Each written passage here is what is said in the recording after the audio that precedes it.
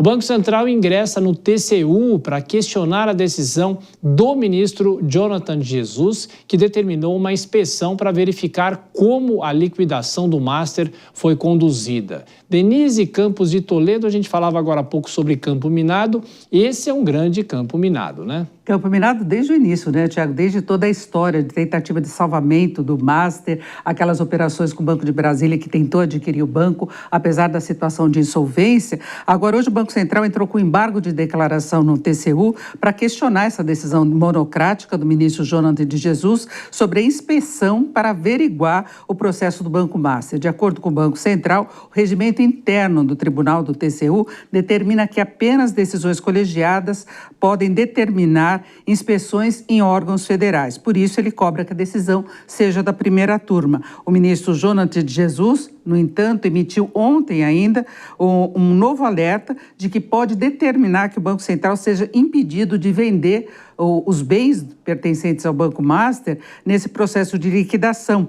E detalhou como deve ser feita essa inspeção. Nós tivemos até notícias sobre conversas de WhatsApp entre integrantes do TCU, falando que eles não podem ser omitidos desse processo. Agora, há uma grande preocupação no mercado financeiro com esse questionamento da atuação do Banco Central. O Banco Central, ele tem esse objetivo regulatório de fiscalização do sistema financeiro para garantir o equilíbrio do sistema. Então, nós tivemos várias instituições do mercado e mesmo de outras áreas defendendo a independência do Banco Central, principalmente numa situação delicada como essa. Nós vemos toda a reação que o mercado tem quando o governo questiona, por exemplo, decisões referentes aos juros, quando começa a criticar. Houve preocupação quando Galípolo assumiu, sendo indicado por Lula, se poderia haver alguma interferência na política de juros. O Banco Central teve o maior cuidado em preservar total credibilidade e independência na gestão da política monetária, e a gente sabe que o Banco Master tinha muitas irregularidades. Se fala na suspensão da liquidação e como é que vai ficar a questão da insolvência do banco,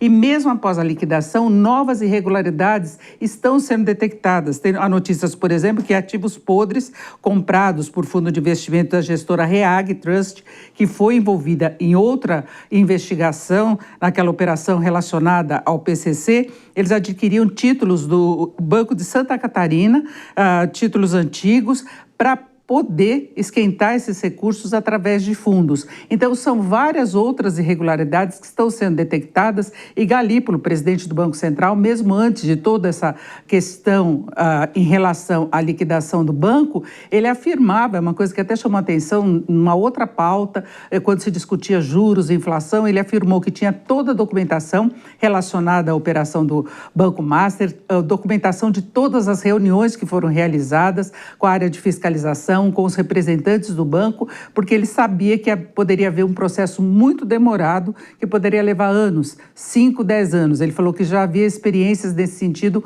no passado. Agora, vale lembrar que há suposições de envolvimento de políticos com o Vorcaro, dono do Master, envolvimento também de pessoas da área jurídica, do próprio judiciário. Então, é toda uma situação obscura, teve muitas idas e vindas, tentativa de blindagem da documentação, de não presença em CPI, de não manifestação, de se manter todo o processo sob sigilo. Então, são muitas idas e vindas que só aumentam o grau de suspeita, não em relação ao Banco Central, mas em relação ao processo que envolve o Master. E só mais um detalhe, Tiago, há notícias de que influenciadores estariam sendo pagos para falar mal do Banco Central, contra essa independência do Banco Central, e elogiar o Master, tentar proteger o Master. Foi a declaração de influenciadores que nós estamos vendo hoje pelo noticiário.